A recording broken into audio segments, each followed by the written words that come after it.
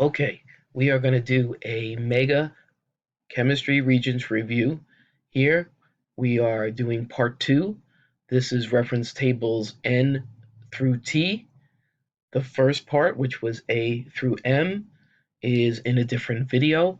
I'll go ahead and put a link up in just a second here in the upper right hand corner. You want to go through that first and then come here to part 2, or you could do it out of order. It really doesn't matter. The other thing I wanted to point out to you, I have some really good reference review materials now on my website. My website has a little bit of a different name than NY Chem Coach. If I just click on it, it is called Regents Chemistry Review Help, and it's part of a website known as petplushuman.com. So head over there. I'll also put the link in the description where you can go ahead and you can download PDF files of this review right here, and you can go ahead and do it on your own, check answers, whatever you think. I also have a year in review handout and a year in review answers, and then some other PDF files with past Regents questions by topic and then the answers. I would always recommend that when you're reviewing on your own and working on questions that you have the answers available. You want to go ahead and correct your mistakes. And with that, let's head back to questions related to reference table N. All right, so let's check these out. The first one is just asking based on table N. So what's nice here is they are directing you right to the table. You have uranium-238, uranium-235, and what do they have that's different? Well, you got to look them up on the table. Of course, not everything's fitting in my screen here. 238 and 235, if we go towards the bottom, here they are. In fact, they're the very last ones. And what's the same, of course, is that they both decay by alpha decay. Remember, your symbols and what they mean as far as mass numbers and atomic numbers are on reference table O. They definitely differ in the rate at which they decay.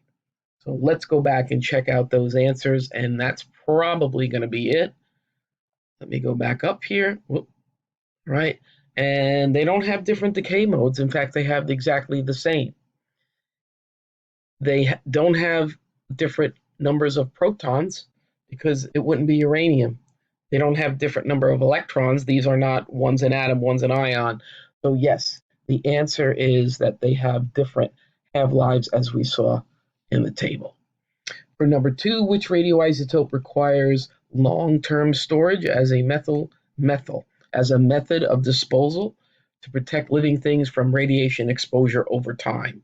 In other words, which of these 4 radioactive elements has a long half-life? So we're going to be comparing 4 choices here, and let's go ahead and do that. Let me see if I can get them all on the screen. Let me try something. Oh, no, I got to go the other way. Maybe one more. Okay. Hopefully you can see this. I know it's kind of tiny. We're looking for plutonium-239. 239 is right here. Next one, francium-220. Francium-220, where are you?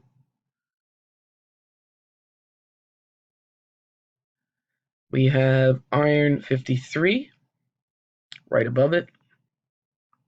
And the last one is phosphorus-32. Here you go. Well, guess what? Can't be francium, iron, or phosphorus because they're either days down to seconds. So, of course, it's the plutonium-239 is the answer. It has the longest half-life. And then finally, for number 3, you're going to see a half-life problem. They're not hard, but you want to make sure you set it up correctly. Let's take a look. We're going to determine the time required for the sample of cesium-137 to decay to only 1/8 of the original sample. Okay, well, let's go ahead and erase everything. Okay, cesium-137 has a half-life of 30.2 years. So we're going to go ahead. We need that. Sorry for the dogs barking in the background there. We're going to have two columns. We're going to have mass and we're going to have time. We want to see how much time, right, it took to go to an eighth of the original sample. So our mass to start, we're going to use the number 1 because now we're dealing with fractions and we're going to go down to an eighth. So when we're going into the future, we have the mass with every half-life. So our time to start is 0. We hit the first half-life, we have half now as cesium-137. The other has decayed into something else, and 30.2 years has gone by. Another half, or half-life, we got half of a half, which is a quarter. We add half-lives, so now we have 30.2 plus 30.2 for 60.4. And then finally, we need half of a quarter, which is 1/8. And I'm going to add 30.2 to 60.4. And we end up with, let's see, 0.6. We end up with 90.6 years. And that is our answer. All right, just a few more questions here. Number 4 and 5, based on table N, determine the time required for the original 100 milligram sample now of potassium 32 to decay to only 25 milligrams. In this question now, we're using masses and not fractions. Let's take a look. Potassium 32, we're going to go to the chart. We need the half-life, and you'll notice that they didn't tell us that, but we do need it. The potassium 32 half-life is 14.28 days, so we're going to need that. Alrighty. Again, we're going to do a chart, mass and time, or time and mass. It doesn't really matter. All right. If your teacher showed you a different way, that's fine. Use it.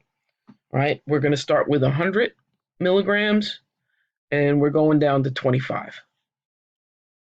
Again, we're starting at time 0, and we're going to figure out where we end up. Well, when I have, instead of 100, I have 50 grams. I went through 14.28 days. Half of 50 is 25. I add 14.28 to 14.28. And what do we get? We get 28.56. And in this case, that's days. There's your answer. All right, one more, and we'll move on. For number 5, it says based on table N, determine the total time required for 80 grams of cobalt 60 now to go down to 10 grams. You'll notice that these are 3 questions that are really set up the same way. These are the latest Regents exams prior to COVID, and will you see this again? You'll definitely see some sort of half-life question on the next Regents. There's always half-life questions. All right, so we need cobalt 60. Once again, we're looking for the half-life, and we have it here at 5.271 years. So 5.271 years. Don't be afraid, of course, to use your calculator. Let's go down. All right, based on table N, time required. So again, we'll do mass. Oop, would help if I put the pen on. Mass and time. We're starting this time with 80 grams, and we're going to go to 10. Again, time 0, and we're going to figure out how long. So 80, when I'm going to hit the first half-life when I have 40 grams remaining. I'll hit the next half-life when I have 20 grams remaining, and finally I'll hit that 10 grams, right, with the next half-life. So with every half-life, how much time has passed? That's the 5.271. So remember, on the mass side, we're having, and on the time side, we're adding. The next half-life comes up, 5.271, and we're at a total of 10.542. And then we got to go from 20 to 10. We add one more 5.271, and we end up at 15.813. And there's our answer. All right, we're going to move on here.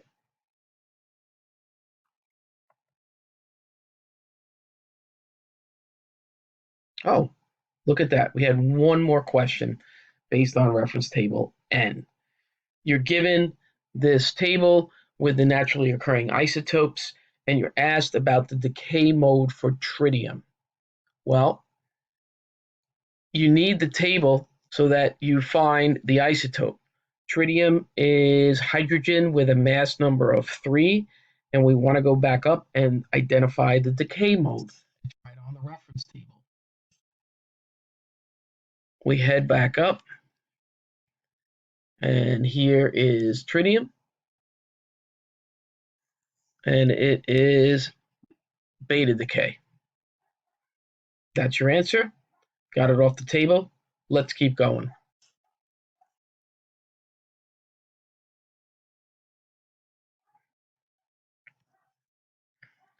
Reference table O. This is the one I mentioned before.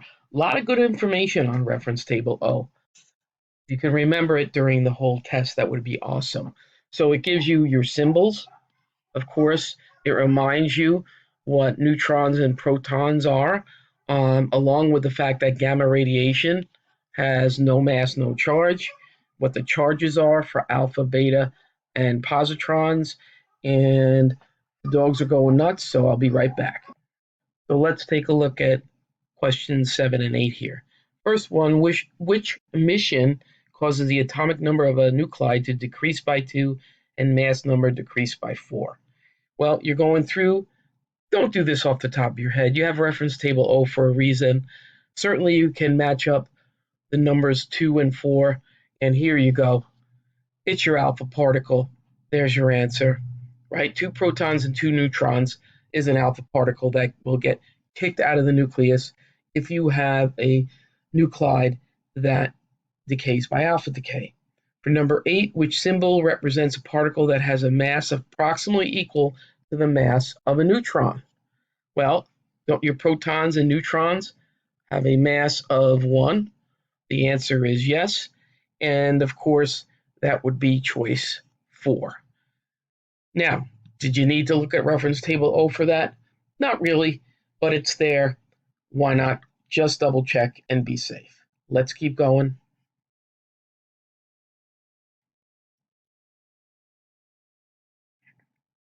All right. We are into organic land. There are 3 reference tables for organic chemistry. You got table P and table Q, which you see right here, and then one more that has the functional groups. Reference table P are your prefixes for the number of carbon atoms in a molecule. This goes for your hydrocarbons, which are just your carbon and hydrogen only molecules, along with reference table R, which you're going to have other atoms besides carbons and hydrogens on the molecule. All right, number 1 here, which organic prefix is matched with the number of carbon atoms that it represents. Don't be silly, check the table, and sure enough, right off the bat, Hept is 7, and you are done. But double check it with the table. For question 2, which general formula for the homologous series includes ethene? Well, right, the ANE, the ENE, and the YNE ending are going to tell you whether you have all carbon-carbon single bonds, 1 carbon-carbon double, or 1 carbon-carbon triple bond. And if you're dealing with ethene, Of course, you can even play the matching game. I mean, the example is right here. You're dealing with an alkene. It means it has one double bond, and here is your general formula. You didn't even have to memorize. Now, notice both of these questions don't steer you to the reference tables. But as soon as you see something that has to do with carbon and organic compounds, open up to the reference tables. In number 3, the only two elements are in alkenes and alkynes. Let's face it, they're called hydrocarbons for a reason. Here's your alkenes, here are your alkynes, and your alkanes for that matter, and it's your carbons and your hydrogens.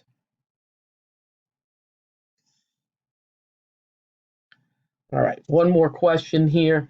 We are given a reaction for acetylene gas and oxygen forming CO2, water, and heat. Number 4, explain in terms of bonding why the hydrocarbon gas used in the cutting torch is classified as an alkyne. Well, how do we know it's an alkyne? Let's take a look. You have 2 carbons and 2 hydrogens. If you were to go and calculate with N being the number of carbons, you would find the only one that matches with the number 2 for hydrogens is alkynes. So it says, though, in terms of bonding. So we got to be careful. You can't just say, hey, it matches the general formula. Remember, when it says in terms of on the second half of the exam, you got to always talk about this, the in terms of part. Well, hopefully you realize that the example C2H2 is right here, or for that matter, draw it. And what can you say? That between the 2 carbon atoms, you have a triple bond. And a triple bonded molecule is, of course, an alkyne. There you go. Let's keep moving on. Wow, there's a few more here. In number 5, identify the element in propane that is an all organic compound. You get this question on your Regents exam, just smile. Of course, what is that? Good old carbon. Easy peasy. How about number 6? Again, explain in terms of chemical bonds why the hydrocarbon reactant is classified as unsaturated. So here is the hydrocarbon reactant, right? HCl is not a hydrocarbon, no carbon in it. And unsaturated means that what you have is you have a double bond or a single bond in your hydrocarbon molecule. In other words, in this case, your hydrocarbon reactant has a carbon-carbon double bond, which makes it unsaturated. Your alkenes, that's the ENE ending, which this is, and your alkynes with a triple bond are known as unsaturated, meaning you haven't maxed out the number of hydrogens yet, because you can open up those bonds, and your alkanes are saturated. Finally, moving on to number 7, says write the general formula for the homologous series which propene belongs. If you can recognize that the ending ENE tells you that you have an alkene, then all you're going to do is go to the reference table and copy down the general formula for alkenes. That's the ENE ending right here. Homologous, right? Like homogeneous. Something is the same. With alkanes, and alkynes. Every time you go from one number of carbons to the next number. So, for example, 3 carbon molecule to a 4 carbon molecule, or a 4 to a 5. Each one of these is going to change by 1 carbon atom and 2 hydrogens. So that's what they mean by a homologous series. You don't really even need to know that, but just so if you were going to ask or wasn't sure, that's what it means. Is that when you move from one member of that particular family to the next, the change to the molecule is 1 carbon, 2 hydrogens. Oh, here we are. Good old reference table R. A lot of information here. One of the things to please recognize is that the examples can help you with naming or identifying classes of compounds. Please don't forget that. Of course, you're playing the matching game. The number one thing that you want to make sure that you have down is your organic acid. They're a little sneaky with organic acids and this whole idea of the functional group. A lot of times they didn't collapse it over here, but it is COOH for the condensed structural formula. That will come up quite a bit, and I don't want you to get confused. Let's take a look at some questions here. All right. Given the organic functional group, which class of organic compounds has the molecules with this group? So we have a C double bond O and an H. The indication here is that this end could be any number of carbons, so it is on the end, and you have one oxygen. If we go back, we're looking for a one oxygen functional group. Your one oxygen functional groups, you have four choices, and they're right here. The aldehyde exactly matches from the question, and that's your answer. Use the table as your guide. So your answer for the first one was choice 1. For question 2, what is the chemical name for this compound? Now you'll notice what's different. It's not just carbons and hydrogens. You have a C double bond O and you have an N. That is important because that's going to tell us, again, what group we have, an O and an N. Let's go back. When I have an O and an N, I have an amide. Here it is. And this gives me an example of how to name it. Let's see how detailed we need to be in the answer. If I go down, okay, we said it was an amide. The only choice that it can be for question 2 is right here, butanamide. The other ones, it can't be. Those are different functional groups. Looking at question 3, what is this compound classified as? Well, you have just carbons and hydrogens, no additional elements other than those. So it's not from reference table R. We're back to reference table Q, and we have a carbon-carbon triple bond, which makes it an alkyne. And I guess I should have put that as part of the questions above. Sorry about that. Let's take a look at number 4, chemical name for this compound. All right, here I'm dealing with carbons, hydrogens, and a nitrogen, one nitrogen. Let's go back up. You'll notice that all these endings are different, so all I need to do is really look up the functional group. Let's do that. One nitrogen, and my group is the amine group. Let's go back down, find the answer, which is going to be one pentaamine, or choice 3. Keep moving along here.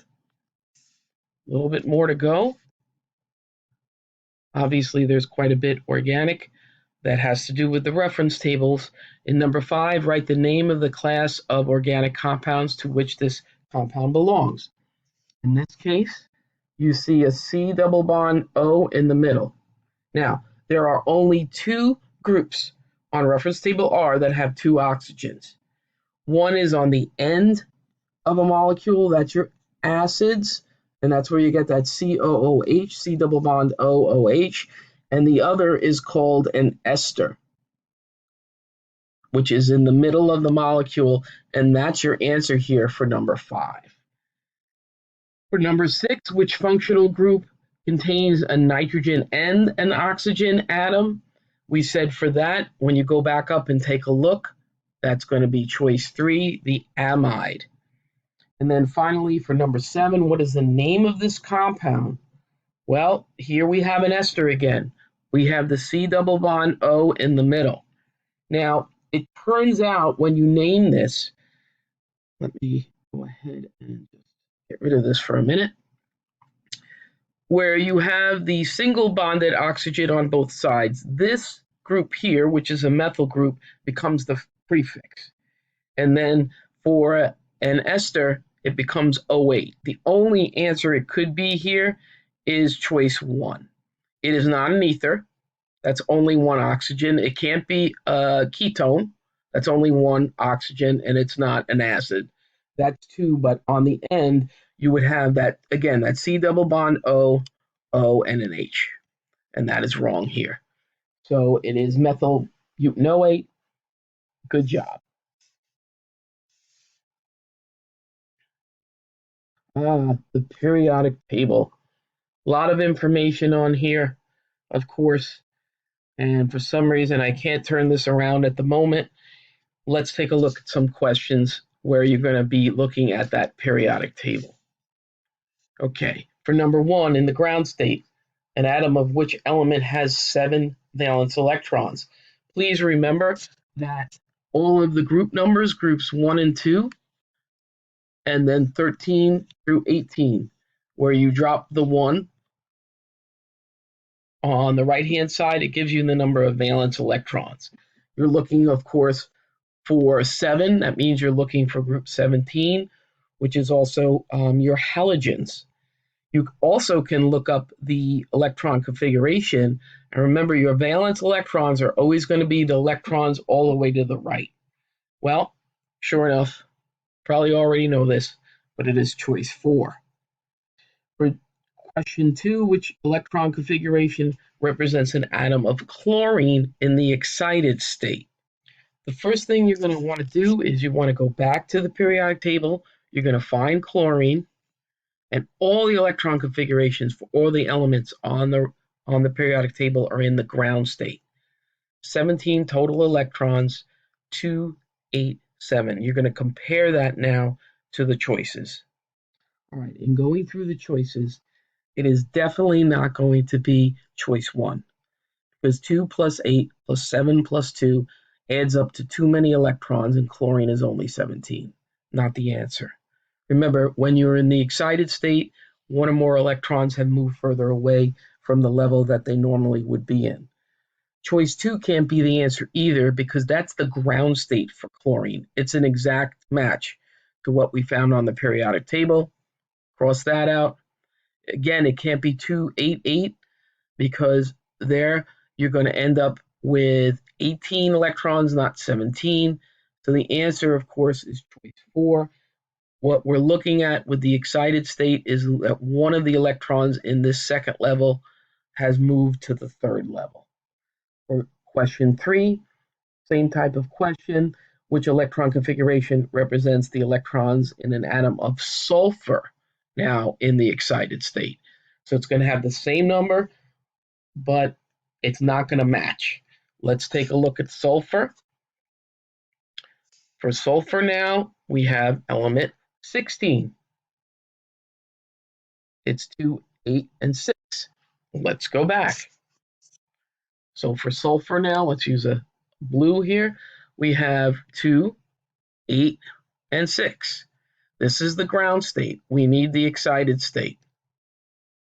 We have an exact match in choice 1. Can't be the answer. We need excited, right? And this adds up to 16. Oh, well, look at that. Look at choice 2's 2, 7, and 7. That does add up to 16. Again, 1 electron from the second has been promoted to the third. And the last 2 choices have too many electrons, so choice 2 is the answer. All right, question 4. Which notations represent atoms that have the same number of protons, different number of neutrons? All right, these are isotopes. You are going to see isotopes. You're going to see excited or ground state again on your Regents exam. Same number of protons. In other words, that means that the symbol, the element symbol, has to be the same, different number of neutrons. Remember, protons and neutrons give an element its mass. So the symbols have to be the same, but the mass number is different. These symbols are not the same. 2, they're the same, but the same mass, so therefore it can't be a 2 either. It's going to be choice 3, chlorine 35 versus 37. And choice 4, these are totally 2 different elements, so different number of protons. We needed the same. All right, let's keep going here. Let's check out questions, I guess 5 and 6, and maybe even 7. So the only naturally occurring isotopes for nitrogen, nitrogen 14 and 15. Okie dokie. State the number of protons in an atom of. Well, nitrogen, you want to go to the periodic table. The atomic number is number 7. Remember, that gives you the number of protons, and it also, you get that from the symbol. And that's it. You don't have to subtract the mass number from 7 because that would give you the number of neutrons. You only wanted the number of protons. So be careful. It's a little tricky. The number of protons is 7 for question 5. For question 6, state the number of electrons in each cell of nitrogen 14 atom in the ground state. Well, let's go to the periodic table for this. Nitrogen 14, that's a specific mass number, but you'll notice that this is just about, almost rounding it. It is 14. And here's your electron configuration. 2 electrons in the first level and 5 in the second. So in the first shell, we have 2, and in the second shell, we have 5. All right, now it says to state the number, so make sure that you don't just write the electron configuration, you say 2 in the first, 5 in the second. Number 7, finally, it says, based on the atomic mass of the element of nitrogen in the periodic table, compare the relative abundances of the naturally occurring isotopes of nitrogen. Well, 14 and 15 are naturally occurring, but when we look at the table, look how it's almost exactly 14. What that tells me is that I have a very high abundance of nitrogen 14 in nature and a very small abundance of nitrogen 15. So big number for nitrogen 14, tiny number for nitrogen 15. All right, reference table S. Along with reference table O, I would say that those two tables are the most underutilized. Look at all the information you have here. You have your atomic numbers, symbols, and the names. There is no reason to misspell an element name. And then you have a lot of information here, all right, about each element. When you're comparing one element to another, mark up the table or take the numbers from table S and put them with the choices on the test. These will be easy answers as long as you take that extra step. We are going to look at a bunch of questions that relate to reference table S, the periodic table, and maybe even some of the other tables for the Regents. Let's look at number 1 here. Which substance cannot be broken down by chemical means? The first thing hopefully you recognize is that this is going to be a definition for an element. Now, you'll notice that the choices are all names. They don't give you the formulas. They're not going to make it easier on you. They're going to make it harder. Right away, the answer is going to be number 1. Now, how do I know that? Well, aluminum is an element. It's just good old Al. You can check it out, play the matching game with reference table S. Ammonia is NH. Oops, I meant NH3. 4, that's a compound. Aluminum oxide, metal nonmetal, that's a compound. That's Al2O3. And ammonium chloride, that's a compound as well. Reference table S, remember, you have the names and the symbols. That's handy because a lot of times you're given the names, but you need the symbol to figure out the answer. All right, let's go to number 2 here. Element in group 14, period 3 is classified as. Well, let's go back up. Group 14, period 3. Okay, group 14, period 3 is going to be silicon. Silicon is on the staircase. Boron, silicon, arsenic, tellurium, and then germanium and antimony are your semi-metals or metalloids. Location, location, location. Let's go back. And sure enough, for question 2, the answer is choice 3. For question 3, which element has chemical properties that are most similar to potassium? Chemical properties are going to be similar for elements in the same group. That means column. Now, if you forget the symbol for potassium, you go to reference table S. Play the matching game. Potassium is element K. So I'm looking for another element that is in that group or column of the periodic table, which happens to be group 1 when we take a look. And then you have to find for the 4 of these, if you don't know the symbols, find the symbols first and then go to the periodic table to get your answer. Well, the 4 choices: calcium, cesium, nitrogen, sulfur. Oops, sorry about that. Sulfur. But we were looking what's most chemical similar to cesium, and that happens to be, to potassium, which happens to be cesium, and that's our answer. Question 3, and the answer was choice 2, cesium. For question 4, which electron configuration could represent the electrons in a sodium atom in an excited state?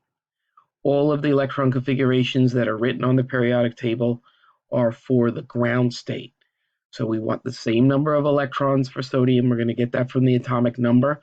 And then we want it to look different than the ground state. The reason why I have this here again with reference table S is if you don't know the symbol for sodium, go to S first to get the symbol, then go to the periodic table. Okay, sodium is symbol Na.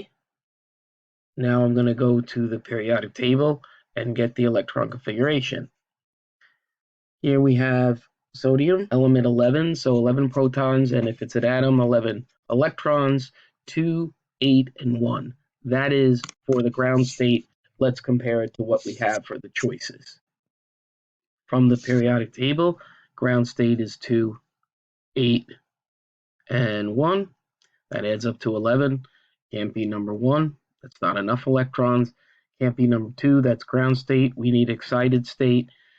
2 plus 7, which is 9, plus 1 is 10. That's not enough. So the answer here is 4. You have an electron that's been promoted from the second level into the third, which puts it in the excited state. 2 plus 7 plus 2 equals 11. For number 5, what is the number of valence electrons in a nitrogen atom in the ground state? Again, I put this with reference table S because if you don't know the symbol for nitrogen is N, then you want to go there first and double check. Then you're going to go to the periodic table, find N, and find the number of valence electrons. Let's go. Here's nitrogen. There are 2 ways we can figure out valence electrons. For groups 1 and 2, and then 13 through 18, if you drop the 1s, the group number, again, 15 drop the 1, tells me I have 5 valence electrons. That's the outermost electrons for nitrogen. Or you can just look at the electron configuration and whatever numbers all the way to the right, that's your valence shell or valence level of electrons, which is 5. The answer then for question 5 is choice 1. Question 6, you're directed to table S, so that makes life a lot easier. But now you have to know that an atom of which element has the strongest attraction for electrons in a chemical bond is for the term known as electronegativity. The electronegativity, either the word or the definition, I guarantee you're going to see on your Regents exam. They love dealing with electronegativity. All we need to do is take these 4 elements, look them up, and we're looking for the highest electronegativity value. Fluorine, you might remember from class, is the most electronegative, but let's check these out. Okay, I just found electronegativity. I circled the 4 choices for aluminum, chlorine, magnesium, and sulfur, and sure enough, chlorine has the highest value at 3.2. That's your answer. That means it was choice 2 for question 7, which was chlorine. For question 6, I'm sorry. For question 7, now, which element requires the least amount of energy to remove the most loosely held electron from a gaseous atom in a ground state is the definition for ionization energy. You're going to take these four choices now and find the lowest value for ionization energy. Okay, I marked up the table for the sodium, argon, phosphorus, and chlorine, and lo and behold, sodium has the lowest value for first ionization energy. That's your answer. Question 7 then, the answer was choice 1. Question 8, here we're dealing with a measure value for the atomic radius of platinum atoms, determined to be 143 picometers. Based on table S, what is the percent error of this measured value? Well, we need reference table T for the percent error calculation, and we need the actual value for the atomic radius on table S. Let's do that first. All right, so here we are, reference table S. We had to go all the way down to find platinum. 130 is the atomic radius. The percent error calculation is here. The 143 was the measured value. The 130 is the accepted value over the 130 times 100. So I'm going to subtract 143 minus 130. And don't just do it in your head, please. Use a calculator, even if you think you know all the calculations. You have 13. You have 13 divided by 130. And then you have times 100. And you get an answer of 10%. Take the calculator out, do it now, make sure you get 10% as your answer, and let's go back and find the choice. There it is in question 8, choice 3, 10%.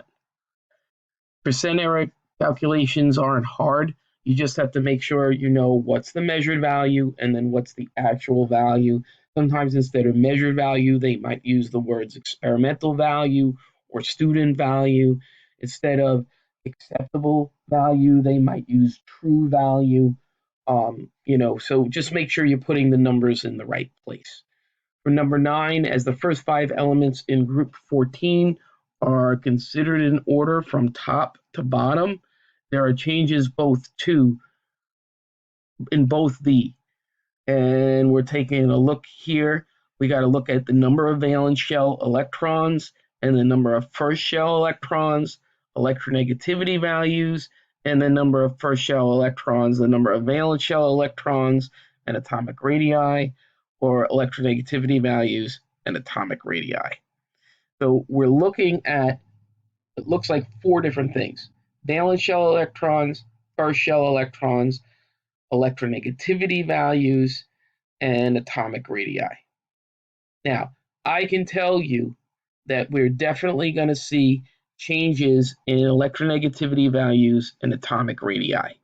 You might not know that, but let's go back and look first at the periodic table as far as valence shell electrons and first shell.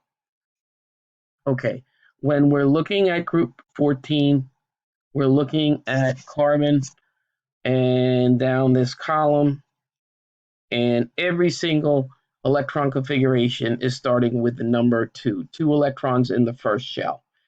Then, if you look at the very last shell, that's the last number to the right, every single one has the number 4. So they say constant as you go down. What is not going to stay constant is electronegativity values, ionization energies, atomic radii, and densities. And those are all on reference table S. If you weren't quite sure, real simple, you would take at least 3 of the elements in the column, look up the numbers on reference table S, see what's happening, and then go ahead and answer the question. Or you could use process of elimination, and since you know the number of valence shell electrons stay constant, can't be choice 1. For choice 2, again, first shell electrons stay constant, can't be choice 2. For choice 3, it can't be the number of valence shell electrons, they stay constant. So the only choice it could be by process of elimination then is choice 4 as well. All right, we have some of the short answer type questions. Make sure that you're answering the question. In number 10, it says state both the number of protons and the number of neutrons in sulfur 33.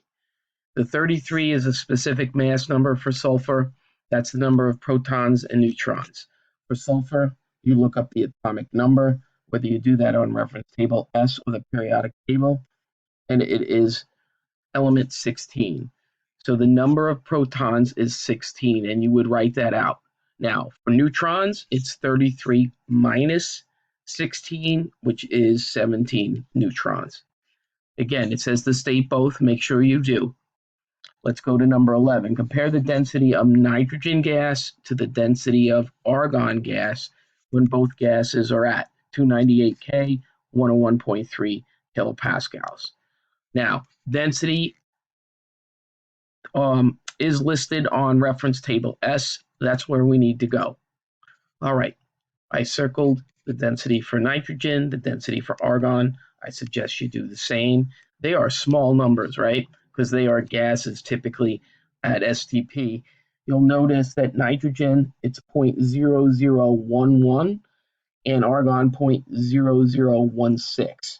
So nitrogen is less dense than argon, or you could say argon is denser than nitrogen. Make sure you get both of them in there. Okay, for question 12, it says state in terms of. Anytime you see in terms of, please make sure you have whatever it is, in this case, valence electrons as part of the answer. It says why the noble gases that Sir Ramsay discovered have similar chemical properties. Well, I think what I did when I cut and pasted this, I forgot the little blurb above, but any group of elements means a column of elements, in this case, the noble gases, which are the group 18 elements, starting with helium, are going to have similar chemical properties because the number of valence electrons are the same. However, the valence electrons for helium max out at 2. When you go with neon on down, neon, argon, etc., they max out at a number of 8 valence electrons. All right, so neon on down is easy because they all have the same number of electrons, which is 8. Helium also has similar chemical properties, even though it has 2 valence electrons, because it's maxed out the first level of electrons, okay, in an atom. And those are the valence electrons. Okay, let's go to 13. As the elements in period 2 are considered in order from lithium to fluorine, there is an increase in. So lithium to fluorine means we're going across the table. Now, what you can do is you can just pick a couple of elements, maybe lithium, which is Li. You got your fluorine.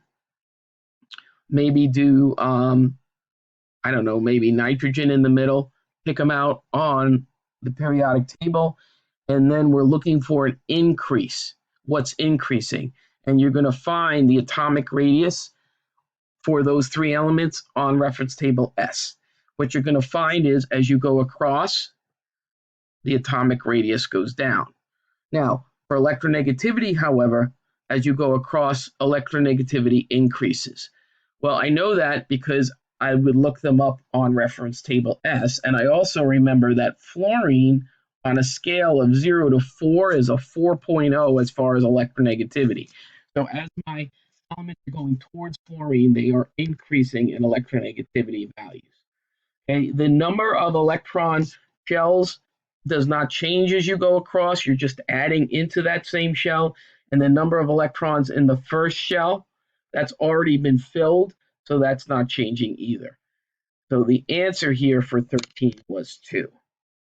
And then finally, for 14, it says compare the first ionization energy of argon to helium. You have to go to reference table S for this, and let's do that now. All right, I got them marked up on reference table S. Helium has a higher first ionization energy than argon. That's really all you have to say. Or say argon has a lower ionization energy than helium. That's comparing them. Wow, if you've hung in with me this long, here we are at the last reference table for the chemistry exam, reference table T.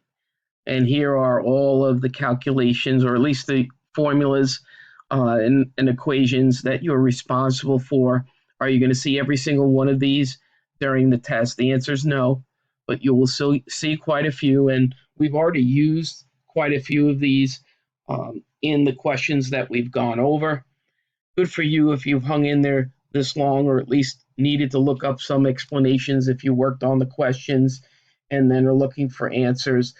Don't forget, you can check out petplushuman.com, and when you click on more, you're going to see Regents Chemistry Review, and I have this on a PDF file so you can practice the questions yourself, or I'll put up also the answers. I just haven't had a chance to do that. Even though I'm explaining them here, I have to go back and make a handout for that. But good for you. Just keep working hard. Let's go to the last set of questions here that relate to Table T and other tables as well. All right, question 1. We have the 2 gases in a cylinder, and you're asked about a numerical setup for calculating the volume of the gas in cylinder B at STP. So numerical setups, I probably explained it already, but you're going to go ahead and you're going to plug numbers into the equation and then leave it. You don't even have to put the units if you don't want. There's only one gas law equation, and that's P T1 V1 T1 is equal to P2 V2 T2. That's on reference table T. Now, your pressure and volume units, they need to be consistent. Temperature has to be in Kelvin, all right, for this to work. So initially for cylinder B, we were given information up here, and it said each cylinder contains 500 milliliters of gas at 101.3 kilopascals, 298 K. All right, so 101.3 kilopascals, that's pressure. So literally just put things in their parking spaces. 101.3, 500 mils for volume, over 298 Kelvin. And then on the other side, we're at STP and we're looking for volume. Now, kilopascals, we need to be consistent. You go to reference table A, and that's going to have, right, STP. And here it is. Just wanted to show you again, right? We're back to the beginning. We're going from T back to A. We want kilopascals to be consistent. That's the 101.3 again. And now as far as temp, 273 Kelvin.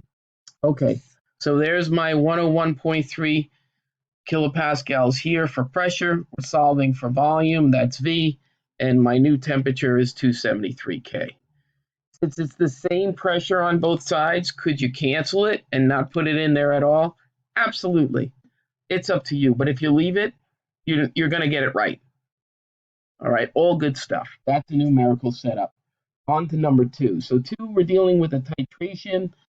We got 10 mils of 0.075 molar HCl being neutralized by 30 mils of KOH of unknown concentration. What is the concentration of the KOH solution? And you'll notice that your choices are with capital M, that is molarity. Now, here's a place where students get confused, so let me make sure you understand how to solve this. The word molarity is going to show up twice on reference table T. Shows up here with concentration, and then it shows up in the titration equation. You were already told you're dealing with titration. You were already told that the acid and the base are neutralizing one another. You need this equation. When you use molarity for concentrations, you have to have moles of the solute, which could be the acid or the base or a salt, over liters of solution. You don't have the information to solve for molarity this way. You have to use the titration equation. All right, one other thing to note here, it's just a separate thing. Moles shows up twice. So let me use a different color here. Okay, mole calculations, the number of moles, mass over gram formula mass. Then with molarity, there's also moles per liter. Again, when you're calculating for moles or using moles in an equation, check and think about what else you have in the question. Don't force things that aren't there. So again, we're dealing with titration, we're dealing with neutralization. We need MAVA is equal to MBVB for our particular question. Okay, so here we go. HCl is the acid. Well, how do I know it's an acid? Begins with H. Also, there's a list of common acids. Remember, on the reference table, you could look it up. My molarity is 0.075. My volume is 10 mils. On the other side, I have KOH. That's a base. I could look it up. There's common bases. All right. And I want to know the molarity of the KOH. So I'm looking for the molarity of the base. And my volume is 30 mils. All right. So what am I going to do? I'm literally gramming for the calculator right now. And what do I have? I have 0.075 times 10. And I'm going to divide that by 30. And the answer should be 0.025 molar, which is choice 1. All right, we're almost done with our reference table journey. Question 3, again, show a numerical setup for calculating percent by mass of sodium chloride in the rock salt sample. That's a lot to say, the rock salt sample. All right.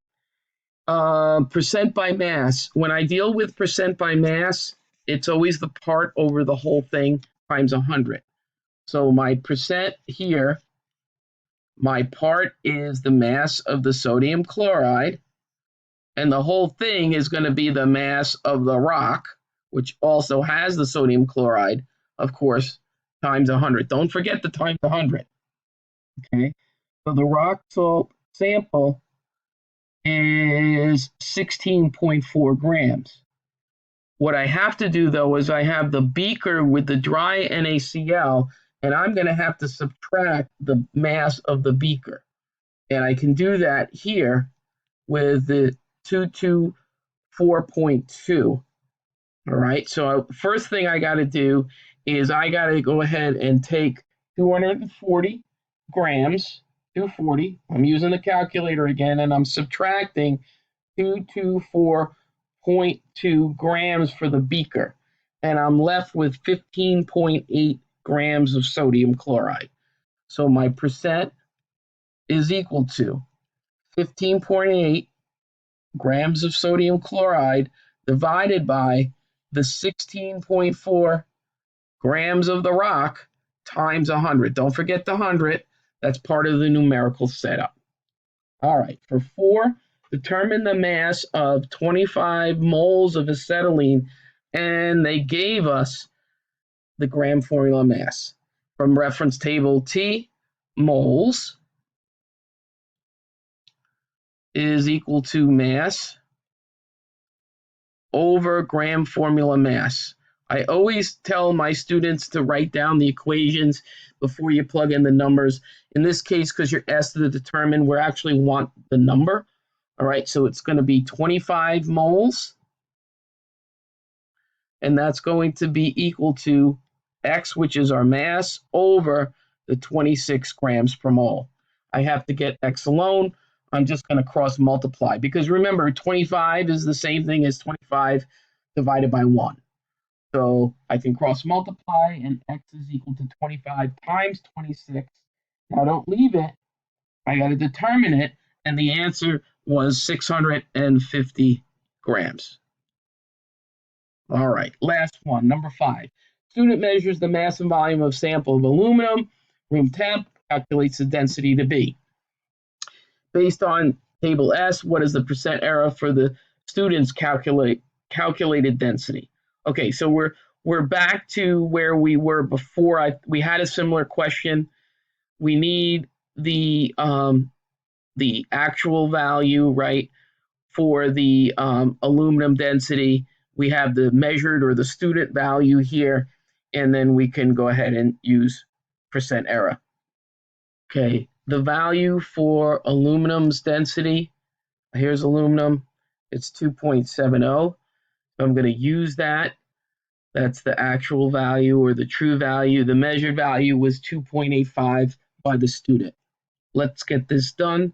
The measured value, 2.85 minus 2.7 over 2.7 times 100. Put the 1 in there. Let's get the calculator. So 2.85 minus 2.7 is 0.15. I'm going to divide by 2.7, multiply by 100, and our answer is 5.5555. In other words, round it to 5.6%. There it is, the last one. If you made it to the end, good for you. I wish you the best of luck with all of your exams. Just keep working hard. And again, good luck.